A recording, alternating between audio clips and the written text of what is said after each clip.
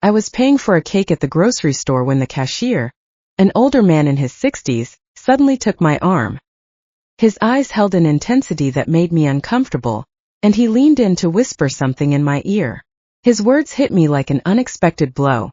Something about my son and his family that left me completely paralyzed. I couldn't believe what I had just heard. The man let go of my arm and continued scanning groceries as if nothing had happened. But I stood there, the receipt trembling in my hand, trying to process the words that were now swirling in my head. I walked out the back entrance of the store. I needed fresh air and time to think. My heart was pounding so hard I could hear it in my ears. Was it possible that what this stranger had told me was true? Or was it just a misunderstanding from someone who didn't really know my situation? I decided to hide behind some trash dumpsters near the parking lot. From there I could observe without being seen. If what I had heard was true, I would soon know it with my own eyes. My name is Adeline Thorne. I'm 67 years old and all my life, I've worked hard to keep my family together. I live alone in a small apartment downtown on a pension that barely covers the basic bills. Every month I count the dollars several times before deciding what to spend them on, always prioritizing the needs of others before my own. My only son Owen married Sienna 3 years ago. From the beginning I found her to be a bit distant, but I tried to give her the benefit of the doubt, thinking it might just be shyness. Over time, however, I started to notice strange things about her behavior, though I never said anything because I didn't want to create conflict in my son's marriage. Sienna's family had always been very cordial with me, especially her father, Leonard. But there was something in their eyes that didn't sit right with me. They were always talking about how difficult their financial situation was, how they struggled to make ends meet, and without hesitation, I would try to help them when I could. From my hiding spot, I had a perfect view of the grocery store's main entrance. Owen was waiting for me in the car, but now I had a clear sight of everything. The cashier's words echoed in my mind over and over again like an unceasing sound. Barely 2 minutes had passed when I saw something that made me doubt everything I thought I knew about my daughter-in-law's family. Leonard, Sienna's father, walked out the main entrance carrying bags that looked quite heavy. But they weren't ordinary grocery bags. They were from a high-end store I only knew by sight, a place I had never had the resources to shop at. The store's name shimmered in gold on the black bags he carried with a casual ease, as if it were a perfectly normal thing for him. My heart began to beat faster. Leonard walked to a car parked just a few feet from where I was hiding. It wasn't the old worn-out car they always complained about when asking for help. It was a brand-new gleaming vehicle, a light color that shone under the afternoon sun. The tires looked brand new, and the paint didn't have a single scratch. I watched him open the car's trunk and carefully place the bags inside like someone protecting something valuable. Then he took out his phone and started talking to someone. Although I couldn't hear the conversation, his body language was relaxed, like that of a person with no urgent financial worries. At that moment, I remembered all the times Sienna had called Owen asking for help. It was always the same story. They couldn't pay the rent. They needed help with Leonard's medical expenses. They couldn't afford enough food for the week. And my son, with his kind heart, always found a way to send them something. But what I was seeing with my own eyes didn't match those stories of desperate need at all. The expensive bags, the new car, Leonard's relaxed demeanor. Everything seemed to completely contradict the version they had been telling us for months. A cold sensation began to spread through my body, like when you sense that something very bad is about to happen.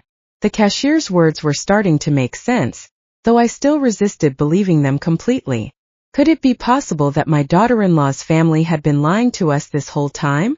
Leonard ended his call and headed back toward the grocery store entrance. He seemed to be looking for something or someone. His eyes scanned the parking lot carefully, as if to make sure no one had seen him. That cautious attitude seemed very suspicious to me. I decided to stay hidden a little longer. My gut told me there was more to discover, and after what I had seen, I couldn't simply ignore the situation. I needed to be completely sure before I talked to Owen about this. As I remained hidden, I began to remember how I had gotten to this point. That morning, I had woken up with a mix of excitement and nervousness. It had been months since I had visited Sienna's family, and I wanted to make a good impression by bringing something special to share. I went to my small kitchen and opened the jar where I kept my savings. Counting those coins had become a painful but necessary ritual. I separated the wrinkled bills and coins I had been saving for weeks, sacrificing small pleasures like a coffee at the bakery or a magazine at the newsstand. I had exactly $43. It wasn't much, but I had decided to use $20 of it to buy a decent cake at the neighborhood bakery. The rest I needed for my expenses the next week, mainly to buy my medications and some basic groceries. I showered with care and chose my best dress, the one I saved for special occasions. It was a simple but clean dress that made me feel presentable. I styled my hair, trying to hide the gray strands that were more noticeable every day, and put on the fake pearl earrings my late mother had given me so many years ago. Before leaving, I looked at my reflection in the bathroom mirror. I saw a 67-year-old woman who had worked her whole life, who had raised her son alone after being widowed, and who was now trying to keep a family together that seemed to value money more than feelings. Owen arrived to pick me up exactly on time. My son had always been punctual, a quality I admired in him. When I got in his car, I noticed he seemed a little tense, but I thought maybe it was nervousness about the family visit. During the ride, we talked about unimportant things. He told me about his office job, about some minor problems he'd had with his boss, but he avoided talking about Sienna or her family.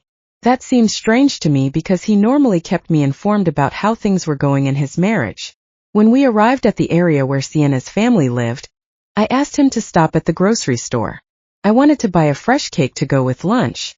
Owen offered to go in with me, but I told him I preferred to go alone, that I wouldn't be long. The bakery inside the grocery store had several cakes available. I chose a simple vanilla cake, nothing extravagant but presentable.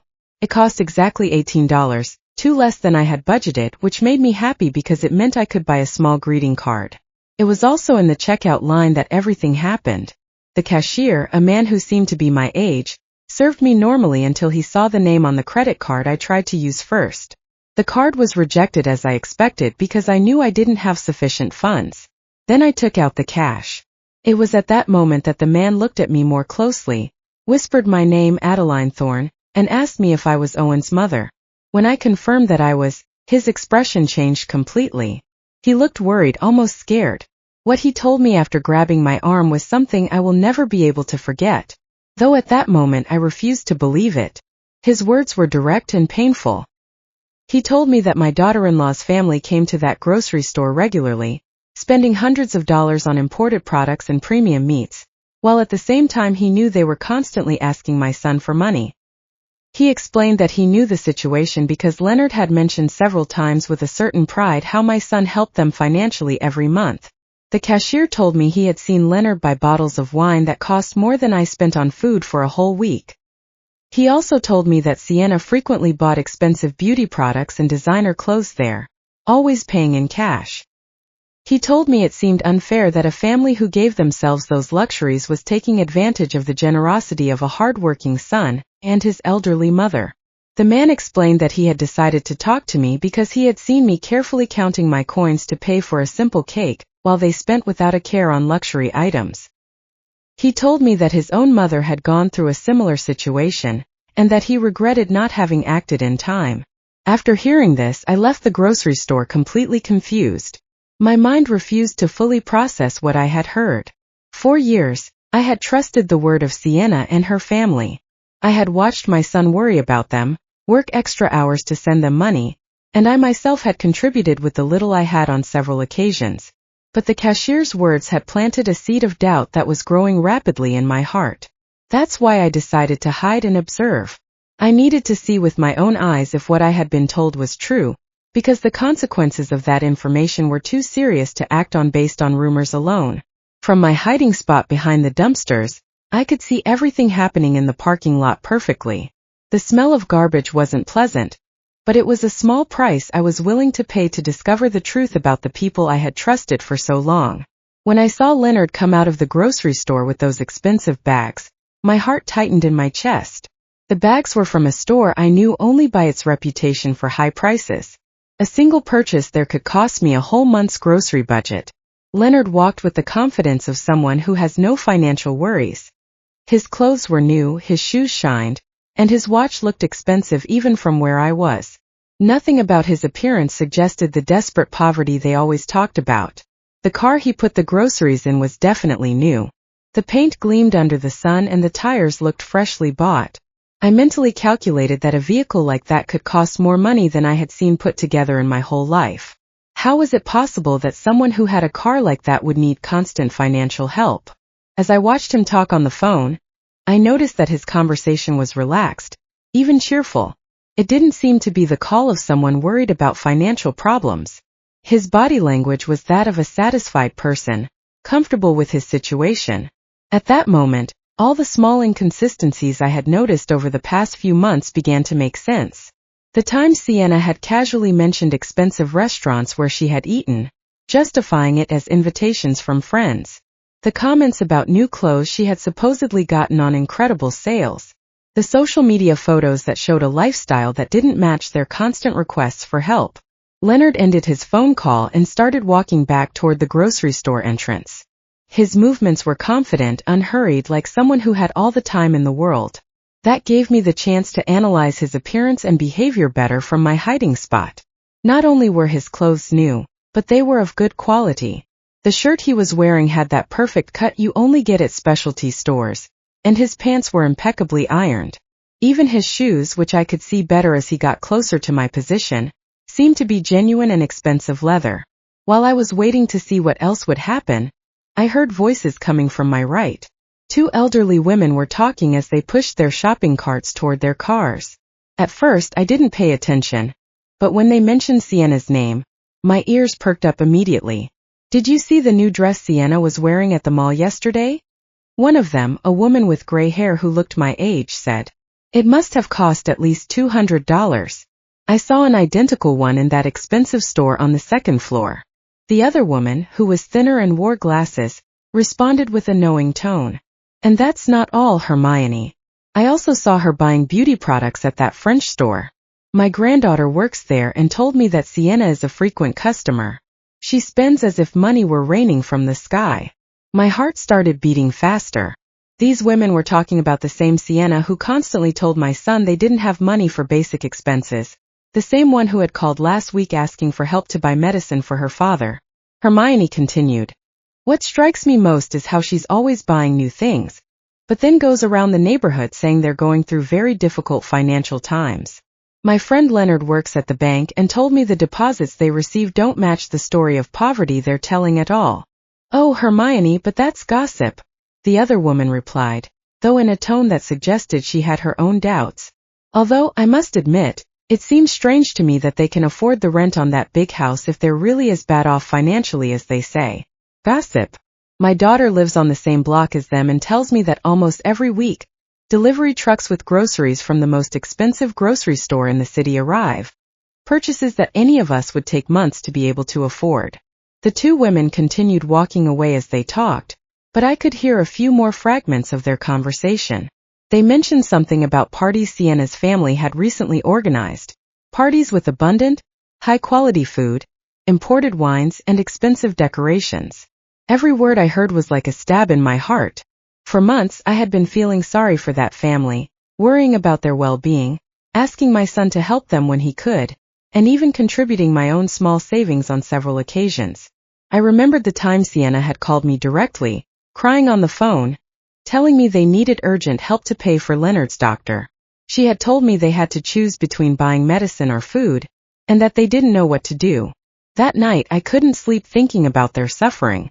The next day I had gone to the bank and withdrawn $150 from my emergency savings, money I had been saving for a possible medical emergency of my own, but which I decided to give her because I couldn't bear the thought of them suffering when I could help.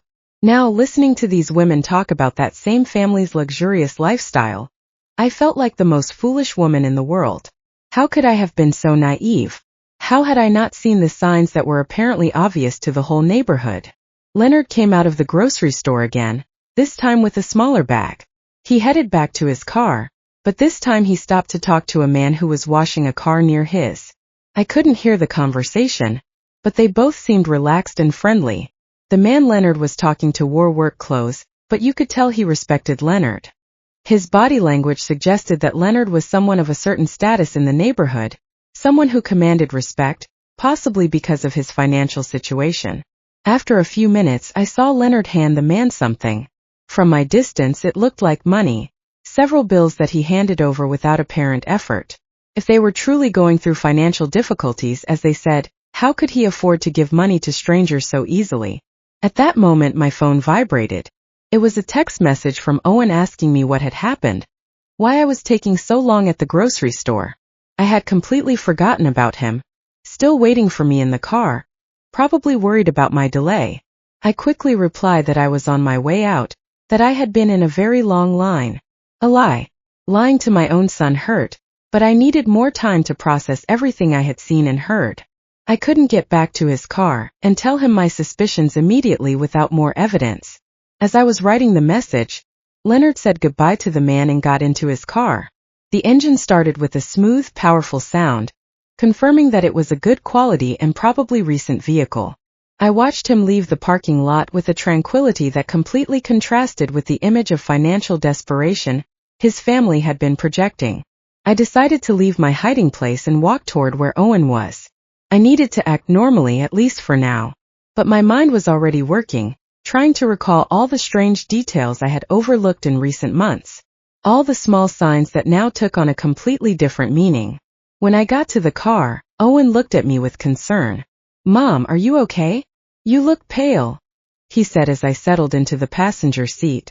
"Did it take them a long time to check you out?" "Just the line, son," I replied, trying to keep my voice steady. "You know how grocery stores are on weekends." But inside my heart was beating so hard I was afraid he could hear it. Owen started the car, and we began heading to Sienna's family's house.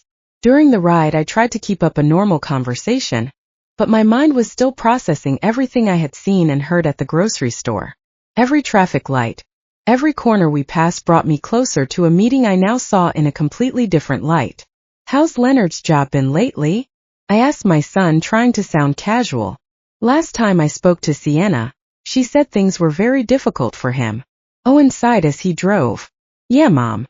Sienna told me her dad had to reduce his work hours because the company he works for is having problems. That's why we've been helping them a little more these past few months." That information didn't match at all the relaxed and prosperous attitude I had observed in Leonard just a few minutes earlier. A man who was truly worried about reduced work hours wouldn't be spending money at expensive stores or handing bills to strangers in a parking lot. "And how do you feel about that, son?" I asked, watching his expression in the rearview mirror. "I know you've been working a lot of extra hours lately." "Well, Mom, they're my family now," Owen replied in a tone that mixed tiredness with resignation. "Sienna is my wife, and when you get married you also marry into the family. If they need help, it's my duty as a son-in-law to help them." His words broke my heart. My son, the kind and hard-working man I had raised, was sacrificing his own well-being for people who, from what I had discovered, were taking advantage of his generosity. How much longer could this situation continue without seriously affecting his own financial stability? We arrived at the neighborhood where Sienna's family lived. It was a pleasant residential area with well-maintained houses and manicured lawns. It wasn't the most luxurious neighborhood in the city, but it was definitely not a place where people living in extreme financial difficulties would reside. As Owen looked for a place to park, I was able to get a better look at Sienna's family's house. It was a two-story building with a well-decorated front lawn and a facade that had been recently painted. The windows had new curtains, and the front door looked like it had been renovated not long ago. "The house looks very well kept," I commented, trying to get more information. "Didn't you tell me they were having trouble paying for some repairs?" "Oh yeah," Owen replied as he parked. "Leonard managed to get some extra work on weekends to make the most urgent repairs. He's been working a lot to keep the house in good condition." Another story that didn't add up. If Leonard were really working extra shifts to survive, how would he have time to go grocery shopping at an expensive store during work hours? And more importantly, how would he have money to spend on luxury goods if everything he earned was supposedly going to house repairs? We got out of the car and walked to the front door. Owen was carrying some things he had brought while I carried my cake, and a mix of nervousness and curiosity that grew with every step. Before we could ring the doorbell, the door opened and Sienna appeared with a radiant smile. My first impression was one of total shock. Her appearance was completely transformed from the last time I had seen her just a month ago.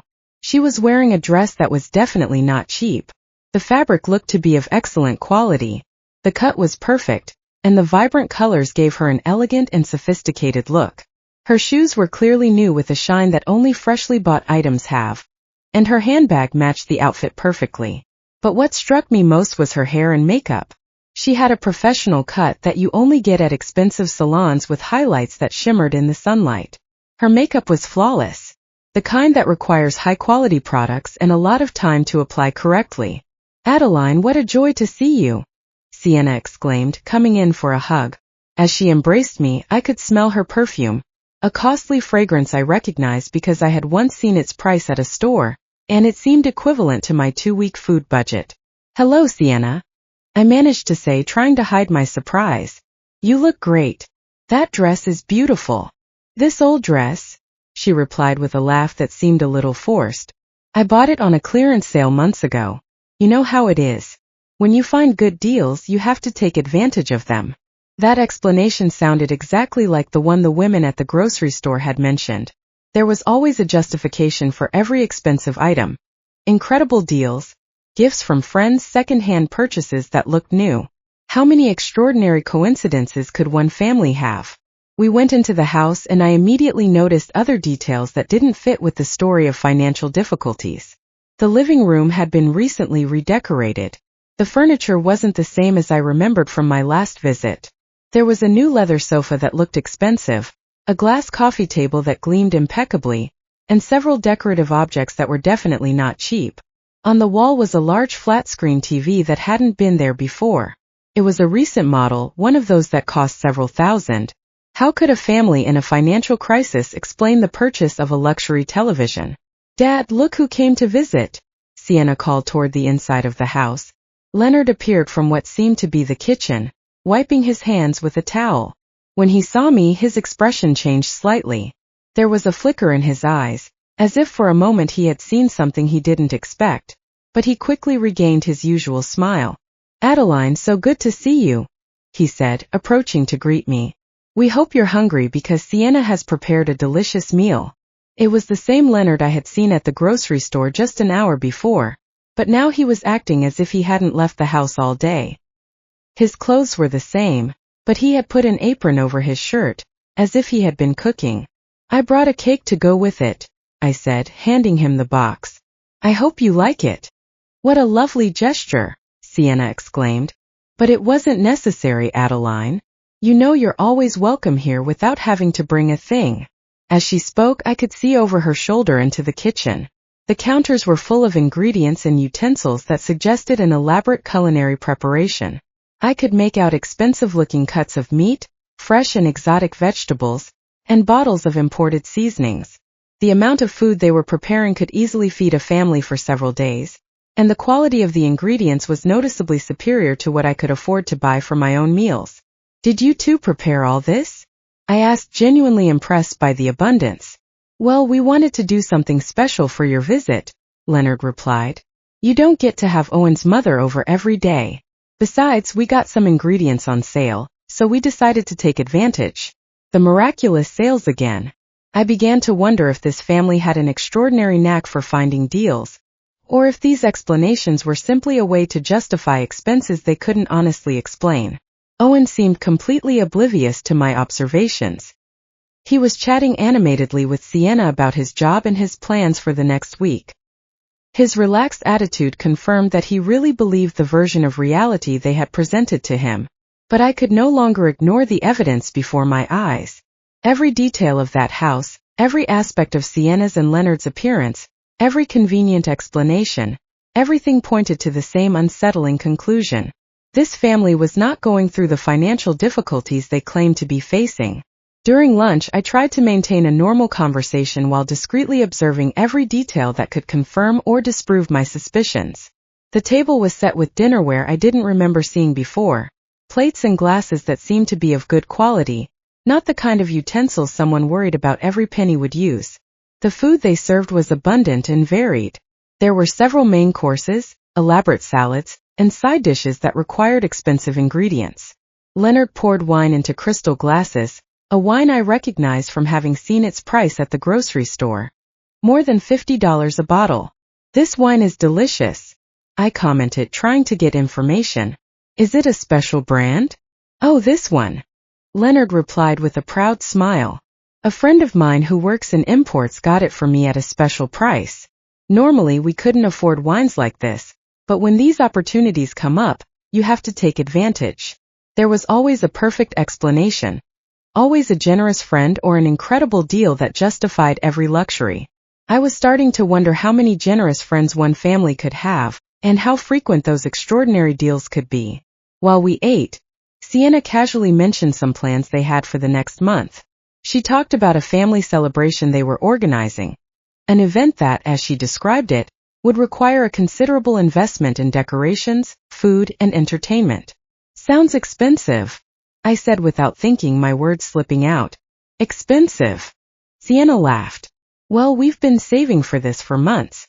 Besides, Leonard got an extra job that will help us cover the expenses. I immediately remembered what I had seen at the grocery store just a few hours earlier. Leonard spending money as if he had no worries, buying luxury products, driving a new car.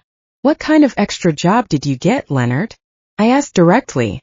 For a moment I saw an expression of discomfort cross his face, as if my question had caught him off guard. But he quickly regained his composure. Weekend consulting, he replied vaguely. Nothing too exciting, but it helps supplement the family income. His answer was so general it could mean anything or nothing at all. A man who was truly doing weekend consulting would probably talk with more specificity about his work, especially when the question came from his son-in-law's mother. During the conversation, I noticed that Sienna's phone was constantly vibrating. Every time she looked at the screen, she smiled in a way that seemed significant to me. At one point, when she thought no one was watching her, she replied to a message, typing quickly with a look of satisfaction on her face. Everything okay with the phone? I asked with apparent curiosity. Oh, just some friends organizing a get-together for next week, she replied quickly, putting her phone away. You know how women are always planning something. But there was something about her expression that didn't convince me. The way she had smiled while reading the messages suggested that the content was more meaningful than simple social plans. After lunch, Leonard offered to show me some of the improvements they had made to the house. We walked through different rooms, and in each one, I noticed new or renovated elements. The floors had been recently polished, some walls had fresh paint, and several pieces of furniture had been replaced or rearranged. In the master bedroom, I saw something that particularly caught my attention.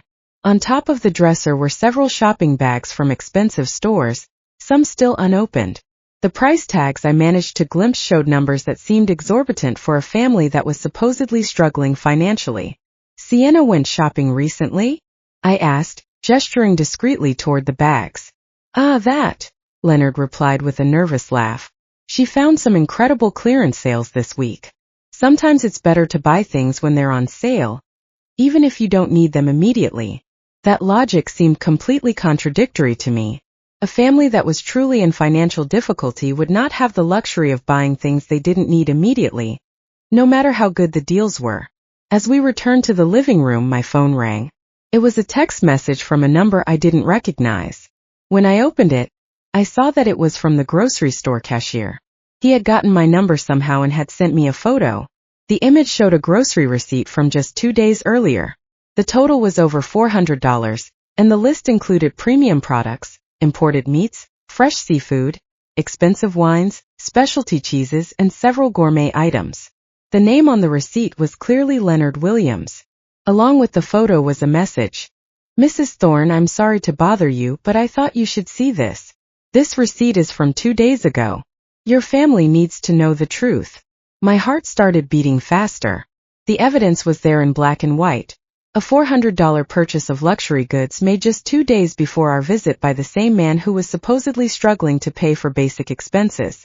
I quickly put my phone away before anyone noticed my expression of shock, but my mind was already working, connecting all the dots I had been observing over the past few hours. We returned to where Owen and Sienna were, who were still chatting animatedly. My son seemed relaxed and happy, enjoying what he thought was quality time with his in-laws. He had no idea of the theatrical performance he was witnessing. Are you feeling okay, Mom? Owen asked me, probably noticing that my expression had changed. You look a little pale. Just a little tired, I lied. I'm not used to such long outings anymore. Sienna immediately offered to make me some tea, or get me something to make me feel better. Her apparent concern would have been touching if I hadn't been starting to understand the true nature of her character. For the next hour I continued to observe and listen, mentally collecting evidence of every inconsistency, every inexplicable luxury, every convenient justification. The list grew constantly.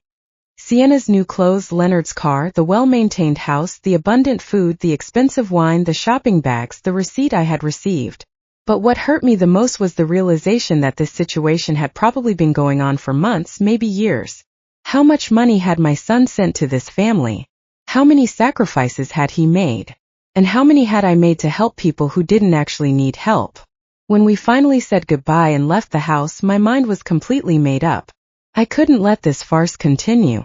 My son deserved to know the truth, however painful it was, and I had a responsibility to protect him from further manipulation. During the drive back home, Owen commented on how nice the visit had been, and how well Sienna's family looked.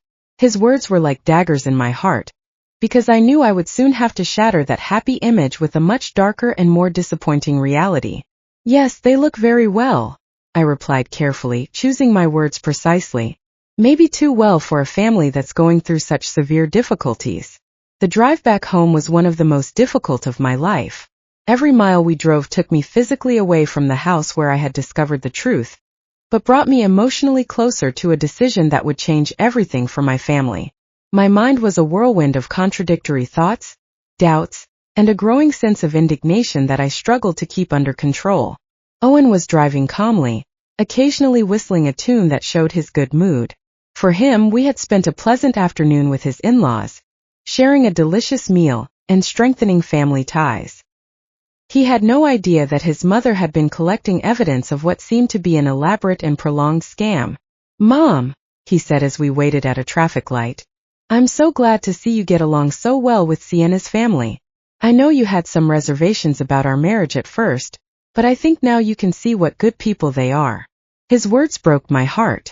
My son, my only son, was being manipulated by people who had turned the exploitation of his generosity into an art. How could I tell him that the people in whom he had placed his trust and his money were probably professional liars? Owen, I began carefully, have you ever noticed anything inconsistent in the story Sienna tells you about their financial situation?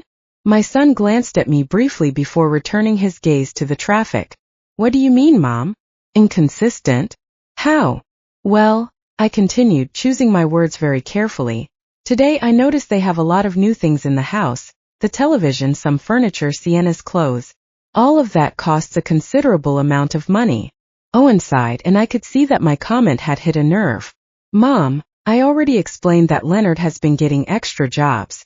Besides, Sienna is very good at finding deals and bargains. Not everything that looks new is necessarily expensive. But don't you think it's strange that a family that needs constant help for basic expenses can afford so many luxuries at the same time? I insisted, trying to keep my tone neutral and non-accusatory. They're not luxuries, Mom, Owen replied with a touch of defensiveness in his voice. They're basic needs they've been able to meet thanks to a lot of effort and sacrifice. They bought the TV secondhand. The furniture was a one-time opportunity, and Sienna's clothes are from clearance sales. Each justification my son repeated was exactly the same one I had heard from Leonard and Sienna during lunch. It was as if they had rehearsed these explanations to perfection, creating a consistent version of reality that could satisfy any uncomfortable question. I decided to try a different approach. Son, have you seen any receipts or documents that confirm these incredible deals?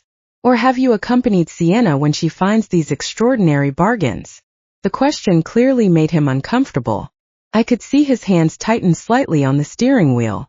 Mom, why all these questions? Sienna is my wife. If she tells me she got something on sale, I believe her. Marriage is based on trust. His answer confirmed what I had begun to suspect. Owen had never seen direct evidence of these supposed deals and extra jobs. He was blindly believing everything they told him because he trusted the people he loved. Of course, son, I replied softly. Trust is fundamental in marriage, but it's also important to protect yourself from people who might take advantage of that trust. Are you insinuating that Sienna and her family are deceiving me? Owen asked, now clearly annoyed. Mom, that's a very serious accusation. I'm not accusing anyone, I said quickly, realizing I had pushed too hard. I'm just expressing some concerns I have as a mother who loves you and wants to see you happy and prosperous. The rest of the trip passed in tense silence. Owen was clearly processing my conversation, but I could see from his expression that my words had created more resistance than reflection. It was evident that any criticism toward Sienna and her family would be received as a personal attack. When we arrived at my apartment, Owen helped me out of the car, but his goodbye hug was colder than usual. Mom, he said before leaving, I hope you can give Sienna's family a chance. They're good people who are doing the best they can in difficult circumstances. I'll keep that in mind, son, I replied, knowing he would interpret my response as a promise to be more understanding when in reality it was the opposite. That night, alone in my small apartment, I sat in my favorite armchair with a cup of tea, and tried to organize all the thoughts that had been bombarding my mind for the past few hours. I had abundant circumstantial evidence, testimonies from neighbors, personal observations, and even a photo of the $400 grocery receipt. But I also had a son who was completely convinced that his wife and her family were victims of difficult circumstances who deserved his help and compassion. Any direct attempt to confront this belief had resulted in resistance and defensiveness. I took out my phone and looked at the photo of the receipt the grocery store cashier had sent me again. The numbers were indisputable. Over $400 in luxury goods purchased just 2 days before our visit. That amount represented more than I spent on food for an entire month. As I looked at that evidence, I remembered all the times Owen had come home stressed after working extra hours to send money to Sienna's family. I remembered the occasions when I myself had contributed with my few savings, feeling sorry for their supposed desperate situation. The indignation I had been holding back all day finally began to emerge with force. It wasn't just the money that bothered me, though that was significant. It was the emotional manipulation, the systematic exploitation of my son's good feelings, and the calculated way they had built a web of lies to sustain their lifestyle at our family's expense. It also pained me deeply to realize that they had probably been laughing at us behind our backs. Every time we sent money, every time we worried about their well-being, every time we made sacrifices to help them, they probably saw it as evidence of our naivety and ease of being manipulated. But what tortured me most was the question of what to do with this information. I had the evidence. I had the observations. I had the documented inconsistencies. But I also had a son who would refuse to believe anything negative about his wife without absolutely irrefutable proof. If I acted too quickly or too confrontationally, I ran the risk of alienating Owen and pushing him more toward Sienna. But if I didn't act soon, the manipulation would continue, possibly getting worse over time, and my son would continue to be exploited financially and emotionally. I decided I needed more evidence. Evidence that was so clear and indisputable that even Owen couldn't deny or rationalize it. I couldn't rely only on observations and suspicions. I needed concrete proof that would reveal the true nature of the people who had deceived my family. That night, before I fell asleep, I made a decision that would change the course of the events that followed. I would not directly confront Owen until I had absolutely solid evidence. Instead, I would begin my own discreet investigation, collecting proof that was impossible to deny or explain with convenient stories about miraculous deals and mysterious extra jobs. The following days were the most difficult I had experienced in years. Every interaction with Owen had become an exercise in self-control, trying to maintain normalcy while my mind constantly worked on how to address the situation I had uncovered. The evidence I had collected weighed on my conscience like a burden I couldn't share. During that week, I received 3 more messages from the grocery store cashier. Each one contained additional information that confirmed and expanded my initial suspicions.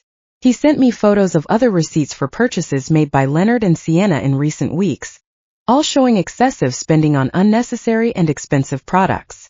One of the photos showed a receipt for over $600, which included 2 bottles of French champagne costing more than $100 each, imported seafood, and several gourmet cheeses. The date on the receipt was the same day Sienna had called Owen asking for urgent help to pay the rent. I also received information from Hermione, one of the women I had heard talking at the grocery store. She had gotten my phone number through a mutual friend and contacted me, because she had decided I needed to know more details about the situation. Hermione told me that Sienna's family had been organizing regular parties at their house, events with professional catering and expensive decorations. She described a birthday party for Leonard that had cost, according to the guests' comments, several thousand in food, drinks, and entertainment. Adeline, she told me during a phone call, my daughter lives on the same block and tells me that delivery trucks with expensive purchases, clothes, appliances, furniture, are constantly arriving. It's not normal for a family that is supposedly in a financial crisis. Each new piece of information made it harder to maintain my silence. But I knew I needed the right moment and circumstances to present all of this to Owen in a way that couldn't be easily dismissed or rationalized. The moment came on a Wednesday night when Owen came to visit me after work. He looked especially tired and stressed. When I asked him what was wrong, he told me that Sienna had asked him for additional money for a medical emergency for Leonard. He needs a minor surgery, Owen explained, rubbing his temples with clear signs of tension. The insurance doesn't cover everything, and they need $200 by Friday. I've been working double shifts all week to be able to get the money together. That was the last straw, $200 for a supposed medical emergency requested by the same family that had spent $600 on champagne and seafood just a few days earlier. I couldn't let my son sacrifice himself anymore for these elaborate lies. Owen, I said, taking his hands in mine, I need to show you something, but before I do, I want you to know that I'm doing this because I love you and because I can't stand to see you being hurt. I took out my phone and showed him the first photo of the $400 receipt. His eyes widened when he saw the date and the total. But before he could speak, I showed him the other photos I had received during the week. Mom, where did you get this? Owen asked, looking at the images with an expression that mixed confusion and denial. And how do you know these receipts are real? I explained my encounter with the grocery store cashier, the conversations I had overheard from the neighbors, and all the observations I had made during our visit. I spoke slowly and carefully, presenting each piece of evidence logically and chronologically. But there has to be an explanation, Owen insisted, although his voice no longer sounded as convinced as before. Maybe Leonard had a good month at work. Or maybe they received money from another source. Son, I replied gently, these luxury purchases were made on the same days that Sienna called you asking for help with basic expenses. Doesn't that seem like too much of a coincidence? I could see the realization starting to sink into his mind. His eyes moved between the photos on my phone and my face, looking for some way to reconcile what he was seeing with what he had believed for so long. Besides, I continued, showing him the information I had gotten about the expensive parties, the neighbors have seen how this family really lives. It's not the story of desperate poverty they've been telling you. Owen got up from his chair and started pacing my small living room. I could see his mind working, recalling past conversations, broken promises, and small inconsistencies that he had probably ignored or rationalized before. But why would they do this? He finally asked in a voice that sounded completely defeated. Why would Sienna lie to me about something so important? Because it worked, I replied honestly. Because you've been sending them money regularly without asking questions, trusting their word. For them, you're a reliable source of additional income that they can use to maintain a lifestyle they couldn't otherwise afford. Tears began to form in my son's eyes. Seeing his pain broke my heart, but I knew it was necessary to free him from this destructive manipulation. How much money have I given them in total? He asked, though he seemed afraid of the answer. We had reached the moment of complete truth. According to what you've told me over the past few months, probably more than $5,000. And that's not counting the help I've given them myself. The number hit him like a physical punch. $5,000 represented months of extra work, personal sacrifices, and lost opportunities for his own future. All given to people who had been systematically deceiving him. I need to talk to Sienna, he said finally with a determination I hadn't heard in his voice in a long time. I need to confront her with this information and hear her explanation. Are you sure you're ready for that conversation? I asked him. Once you put this information on the table, there will be no turning back. Your relationship will change forever. No matter what her answer is. Owen was silent for several minutes, looking at the photos on my phone over and over again. I could see him processing not only the financial evidence, but also the emotional implications of having been deceived by the person he loved. "Mom," he said finally, "thank you for showing me this. I know it must have been difficult for you to decide whether to tell me or not, but you were right. I needed to know the truth." I hugged him tightly, feeling both relief and worry about what would come next. The truth had finally come to light. But now came the most difficult part, facing the consequences of years of lies and manipulation. "What are you going to do now?" I asked. "I'm going home tonight and I'm going to have a very serious conversation with my wife," Owen replied with a firmness he hadn't shown in months. "And depending on what she says, I'm going to make some important decisions about our future." Owen left my apartment that night with a determination I hadn't seen in him for months. I stayed awake very late, unable to sleep, wondering how the confrontation between my son and his wife would unfold. I knew the next few hours would be crucial for the future of our family. At 2 o'clock in the morning my phone rang. It was Owen, and his voice sounded completely different when I answered. There was a mix of pain, anger, and something that sounded like relief. "Mom," he said without preamble, "you were right about everything completely." "What happened, son?" I asked, although from his tone, I could already imagine that the confrontation had not gone well for Sienna. When I got home, I decided to check some things before I talked to her. I went to our room and looked through her things, something I had never done before because I trusted her completely. What I found left me speechless. Owen told me that he had found several shopping bags hidden in the closet, all from expensive stores with receipts that showed hundreds of dollars in expenses for clothes and accessories. He also found jewelry he had never seen Sienna wear, still with their original price tags. But that wasn't the worst part, Mom. In her purse I found a notebook where she had written down all the money she's asked me for over the past 2 years. Every lie, every emergency, every invented story is documented there, as if it were a job. My heart sank when I heard this. The situation was even worse than I had imagined. Not only had they been lying about their financial situation, but they had been keeping a detailed record of their scam, as if it were a legitimate business. And what else was in that notebook? I asked, although I feared the answer. "Plans to ask for more money," Owen replied bitterly. She had noted that the next story would be a dental emergency for her mother that would cost $1,800. She also had notes on how to make me feel guilty if I doubted her, or asked too many questions. The cold calculation of it all sickened me. They weren't mistakes or misunderstandings. It had been a systematic manipulation designed specifically to exploit my son's good feelings. "And when did you confront her with all this?" I asked. "At first, she tried to deny everything," Owen continued. "She said the purchases were gifts from friends, that the notebook was just to keep track of household expenses, that I was misinterpreting everything. But when I showed her the photos you had of the grocery store receipts, her strategy changed completely." "How did it change?" "She got furious. She yelled at me that I had no right to go through her things, that my family had never really accepted her, and that it was all your fault for putting ideas in my head. She said you had always been a meddling mother-in-law who wanted to destroy our marriage." Those accusations hurt, but they didn't surprise me. It was typical of professional manipulators to try to turn the situation around and become the victims when confronted with evidence of their lies. "But what impacted me most," Owen continued, "was when she finally admitted the truth. She told me that her family had never been in a financial crisis, that Leonard has a stable job that pays well, and that it had all been a strategy to take advantage of my generosity. She used that word specifically, take advantage. Exactly that word, Mom.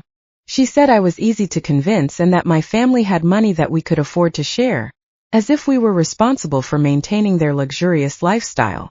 The conversation continued for over an hour. Owen told me every detail of the confrontation, every lie that had been revealed, every manipulation that had finally been exposed. The picture that emerged was of a family that had turned deception into a way of life. "I also called Leonard during the argument," Owen told me. "I wanted to hear his version of events. At first he tried to stick to the original story, but when I told him I already knew the truth, he also admitted everything." "And what did Leonard say?" "He said that they had decided from the beginning that I was a good match for Sienna, because I had a stable job, and a family that could help them financially. He told me it was never personal, that it was just business, as if that made everything okay. The coldness of that admission left me speechless. Not only had they deceived my son, but they had seen him from the beginning as a source of income, not as a human being with his own feelings and needs. And what did Sienna say when her father admitted everything? I asked. That was the most revealing part of the whole night, Owen replied with a bitter laugh. She got mad at him for ruining the plan. She wasn't angry because the lies had hurt our marriage, but because her father had confessed and ruined her ability to continue deceiving me. For the next hour, Owen told me how he had discovered more details about the extent of the lies. The supposed medical emergencies had never existed. Leonard's work problems were completely fabricated. Even the incredible deals that explained all their luxuries had a simpler explanation. They simply bought what they wanted with the money my son sent them regularly. What hurts me the most, Mom, he told me toward the end of our conversation, isn't just the money I lost. It's realizing that for 2 years of marriage, I never really knew the woman I married. Everything was an act designed to keep me giving them money. And what are you going to do now, son? I asked him, although from his tone, I already suspected what his answer would be. I've already told Sienna that our marriage is over tonight. There's no way to rebuild trust after such a systematic and calculated betrayal. Tomorrow, I'm going to start the divorce proceedings. Although I knew it was the right decision, my heart ached for my son. No one deserves to discover that the person they love has been so elaborately deceiving them for so long. I also made it very clear that they won't get another cent from our family, Owen continued. And I told her that if they try to contact you asking for help, you should tell them exactly what I think of their methods. Of course, son, I assured him. That family will never again receive help from us. Mom, Owen said before hanging up, thank you for having the courage to show me the truth. I know it must have been difficult for you to decide whether to tell me or not, especially knowing it would probably destroy my marriage, but you saved me from years more of being used and manipulated. After hanging up the phone, I sat in the darkness of my apartment, processing everything that had happened. The truth had finally come to light, but it had come at a very high cost for my son. His marriage had ended, his trust had been betrayed, and he would have to rebuild his life from scratch. But I also knew that in the long run, the truth would have freed him from a situation that would only have gotten worse over time. Sienna and her family would never have stopped asking for money. They would never have voluntarily confessed their lies, and they probably would have escalated their manipulations until they had completely drained my son's resources. The months that followed that revealing night were a process of healing and rebuilding for our entire family. Owen temporarily moved into a small apartment near his job, while he processed the divorce and reorganized his life. I accompanied him every step of the way, offering him the emotional support he needed to overcome the betrayal he had experienced. The divorce process revealed even more details about the magnitude of the deception. Owen's lawyers discovered that Sienna had been hiding significant assets throughout their marriage. She had a secret bank account where she deposited some of the money she received from my son, and had been buying valuable items that she then hid to maintain the appearance of financial need. Mom, Owen told me during one of our weekly meals. The lawyer calculated that over our 2 years of marriage, I sent them more than $15,000. $15,000 that I could have used to buy a house, to invest in my future, or to help you when you needed it. The number deeply impacted me. It represented years of my son's honest work, sacrifice for people who had seen him only as a source of easy income. But what made me most proud was seeing how Owen had matured through this painful experience. During the legal process, Sienna and her family tried to contact me on several occasions. Leonard called me trying to convince me to intercede with Owen, promising that they would return all the money and never ask for help again. His pleas sounded desperate, but I had already learned to recognize their manipulations. Leonard, I told him during the last call I accepted, you had 2 years to be honest with my son. You chose lies, manipulation, and deceit. Now you have to live with the consequences of those decisions. Sienna also attempted a final effort at manipulation by showing up at my apartment one afternoon unannounced. She was dressed in simple clothes and no makeup, trying to project an image of vulnerability and repentance. But I already knew her techniques too well. Adeline, she said with tears that seemed rehearsed, I know we made mistakes, but I really loved Owen. This all got out of control, but we never wanted to hurt him. Sienna, I replied with a calm that surprised me. Real love doesn't include systematic lies and calculated manipulation. What you did wasn't love. It was exploitation disguised as love. She continued to try various approaches, first the repentant victim, then the desperate wife, after that the daughter-in-law who just wanted to mend the family relationship.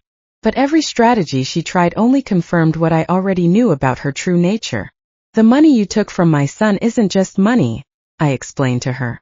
It represented his trust, his future, and his ability to believe in the people he loves. That can't be returned with apologies or promises. Finally, after more than an hour of failed manipulation attempts, Sienna showed her true colors. Her expression changed completely and she told me coldly, I always knew you were the problem in this marriage. Owen would have been happy if you hadn't meddled. Maybe, I replied calmly, but he would have been happy while being deceived and exploited. I prefer him to be temporarily unhappy, but free, than happy but used. After that confrontation, I never heard from Sienna or her family again. According to Hermione, they moved out of the neighborhood a few weeks later, probably to avoid the embarrassment of everyone knowing the truth about their methods. Owen's recovery process was gradual but constant. At first, he was angry with himself for having been so trusting. But with time and perspective, he began to understand that his generosity and trust were not weaknesses, but valuable qualities that had been exploited by unscrupulous people. Mom, he told me during a dinner near his new apartment, I've been thinking about everything that happened, and I realize I learned something important. Generosity must be accompanied by wisdom, and trust must be earned and maintained, not given blindly. With the money he no longer had to send to Sienna's family, Owen was able to start rebuilding his finances. He opened a savings account, began investing in his professional future, and for the first time in years he could enjoy small luxuries without feeling guilty. He also helped me improve my own situation. He insisted on giving me money to buy some new appliances I needed and began visiting me more frequently, bringing good quality food that we could share without worrying about the cost. It's ironic, he reflected one day as we shared a meal he had bought. All this time, I was worried about helping a family that didn't need help, while you, who really could have used more support, never asked for anything. That observation deeply moved me. During the years of Sienna's manipulation, I had watched my son exhaust himself trying to meet constant demands for money, while I remained silent about my own needs so as not to add more pressure to his life. 6 months after the divorce, Owen had found a new balance in his life. He had learned to be more cautious without becoming cynical, wiser without losing his ability to trust the people who truly deserved his trust. Mom, he told me during one of our Sunday walks in the park, I want to thank you again for having the courage to show me the truth. I know it was difficult for you to decide whether to intervene or not. Son, I replied, a mother must always protect her children even when it hurts. My job isn't just to love you, but also to make sure the people you say you love truly deserve you. The grocery store cashier, a man named Eli, also became an unexpected but welcome presence in our lives. One day he came to visit me to ask how things had turned out, and we ended up talking for hours about the importance of speaking up when we see injustices, even if it's uncomfortable to do so. You know, Mrs. Thorne, Eli told me before he left, my mother went through a similar situation years ago, and no one had the courage to tell her the truth. When everything was finally discovered, she had already lost all her life savings. That's why I decided to talk to you. Some truths hurt, but silence hurts more. Now, when I look back on everything that happened, I feel a mix of pain for what my son had to suffer, but also a deep pride for the strength he showed in facing the truth and making the right decisions. I learned that true family love sometimes requires the courage to speak difficult truths, to confront uncomfortable situations, and to protect the people we love, even when it means destroying illusions they prefer to keep. That day when I heard those strange words at the grocery store and decided to observe instead of ignore, I changed the course of our lives forever. It was one of the most difficult decisions I've ever made, but also one of the most correct. Today, Owen is a wiser, stronger man who is more aware of his own worth. He is no longer the victim of professional manipulators, but someone who has learned to set healthy boundaries, and to value his own generosity enough not to allow it to be exploited. And I, Adeline Thorne, at 69 years old, learned that it's never too late to be brave, to stand up for what's right, and to protect those we love. Because in the end, the most powerful justice isn't the one that shouts, but the one that acts with wisdom and protects those we love most. 2 years have passed since that afternoon at the grocery store that changed our lives forever. As I write these lines, sitting in my favorite armchair with a cup of tea that is already getting cold, I can't help but reflect on all the ground we have covered since then. Owen got married again 6 months ago. His new wife, Regina, is a hardworking and honest woman he met at his office. What I like most about her isn't just her transparency in everything she does, but the way she respects the relationship I have with my son. She has never tried to interfere between us or shown the slightest interest in our family finances. The first time Regina came to my house for dinner, she brought the ingredients for us to cook together. Adeline, she told me as we prepared the vegetables, I want you to know that I will never ask you or Owen for money. I believe in working for what I need and being honest about what I can afford. Her words moved me to tears, not only for her honesty, but because I realized how traumatized I had been by the experience with Sienna. For months after the divorce, every time we met someone new, I would find myself analyzing their motivations and looking for signs of manipulation. The healing process was not easy for either of us. Owen went through periods of depression where he questioned his judgment in relationships. There were nights when he would call me asking if he could ever fully trust anyone again. Mom, he would tell me during those late-night calls, how can I be sure I won't be deceived again? How can I distinguish between someone who truly loves me and someone who only sees opportunity? Those conversations broke my heart because I saw how Sienna's betrayal had damaged not only his finances, but his fundamental ability to trust people. But I was also proud to see how he was slowly rebuilding his confidence in a more mature and wiser way. During the first year after the divorce, Owen developed what he called his verification system. Before helping anyone financially, he would ask to see documentation, talk to multiple sources, and take time to evaluate the consistency of the stories they told him.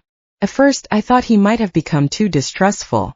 But over time, I realized that he had simply learned to balance his generous nature with a practical wisdom he hadn't had before. He no longer gave money out of emotional impulse, but after a careful and rational evaluation. This new approach served him well when a coworker asked him for help for a supposed family emergency. Instead of sending money immediately, Owen asked to see medical documents and spoke directly to the hospital mentioned. It turned out that the story was false and his coworker was trying to get money for gambling. Mom, he told me after discovering that lie, 2 years ago, I would have sent the money without asking a single question. Now, I understand that verifying isn't distrusting. It's protecting yourself from people who seek to take advantage of the kindness of others. For my part, I also had to process my own feelings about what had happened. For months, I felt guilty for having waited so long to say something, wondering how much money we could have saved if I had acted sooner. But with time and perspective, I came to understand that I acted at the right time, when I had enough evidence to be convincing. The grocery store cashier who initially alerted me to the situation became a dear friend to our family. He and his wife Marlene visit us regularly, and we have developed a friendship based on shared values of honesty and mutual support. You know, Adeline, Eli told me during one of his visits, what I admire most about this whole situation is how you handled the truth. Many people would have made a scene, yelled, or sought revenge, but you simply presented the facts and let the truth do its job. His words made me reflect on something important I had learned throughout this process, that silent dignity is more powerful than noisy revenge. I never sought to hurt Sienna or her family. I simply stopped allowing them to hurt us. Hermione, the neighbor who had given me additional information about Sienna's family, also became a close friend. She helped me understand that what we had experienced wasn't unusual, that many families suffer this kind of manipulation, especially when the children are generous and trusting. My son-in-law works in social services, Hermione told me during one of our conversations, and he told me that these kinds of family scams are more common than people think. There are people who have turned the manipulation of kind-hearted relatives into a way of life. This perspective helped me understand that we hadn't been particularly naive or foolish. We had simply been targets of people who were experts at exploiting emotions and family ties. The financial impact of the deception was significant but manageable. Owen calculated that in total we had lost around $15,000 when my contribution and some loans he had made which were never returned were included. However, once the flow of money to that family stopped, our financial situation improved dramatically. With the money he no longer had to send monthly, Owen was able to save for a down payment on a small house. He asked me to live with him and Regina, but I prefer to maintain my independence in my own apartment, although now with better furniture and appliances that he insisted on buying for me. "Mom," he told me when he brought the new refrigerator, "for years I watched you count coins while I sent hundreds of dollars to people who didn't need them. Now it's your turn to have the things you deserve." Regina turned out to be not only a good wife to Owen, but also a considerate daughter-in-law to me. She never tries to compete with my place in my son's life, and always includes me in her family plans and decisions. The difference from Sienna's attitude is so marked that sometimes I find it hard to believe both women exist in the same world. Last month, Regina confided that they are expecting their first child. The news filled me with a pure joy I hadn't felt in years. This grandson or granddaughter will grow up in a home where honesty and integrity are fundamental values, very different from the environment of lies and manipulation that would have existed if Owen had remained with Sienna. "I want our child to know you as the grandmother who had the courage to protect our family," Regina told me while holding my hand. "Owen has told me the whole story and I deeply admire what you did. Sometimes I wonder what would have happened if I had never decided to hide behind those trash dumpsters to watch Leonard. How long would the deception have continued? Would Owen have eventually discovered the truth on his own, or would he have continued to be exploited indefinitely? I'll probably never know the answer to those questions. But what I do know is that the courage to face uncomfortable truths is one of the most important responsibilities we have toward the people we love. In these 2 years I have reflected a lot on the signs I ignored for so long.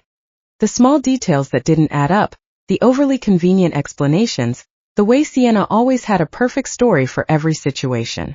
Now I understand that my maternal instinct had been trying to alert me for months. But I had silenced those doubts because I didn't want to create conflict. I have learned that maintaining family peace should not come at the cost of allowing the family to be exploited. Sometimes the greatest act of love is to create the necessary conflict to protect the people who matter most. Today at 69 years old, I feel wiser and stronger than I have in decades. Not only because I helped save my son from a destructive situation, but because I proved that it is never too late to be brave, to stand up for what is right, and to protect those we love. The experience taught me that true strength isn't in avoiding problems, but in facing them with dignity when necessary, and that sometimes the most difficult decisions are also the most correct ones, even if their full impact can only be appreciated with the passage of time. As I finish writing these reflections, I can hear Owen and Regina laughing in the kitchen, preparing the Sunday dinner we will share in a few minutes. It is the sound of a genuine family built on solid foundations of honesty and mutual respect. That sound is worth more than all the dollars we lost during the years of deception, because in the end the most valuable thing we have isn't the money we can give, but the authentic relationships we can build and protect. And no one can ever take that away from us.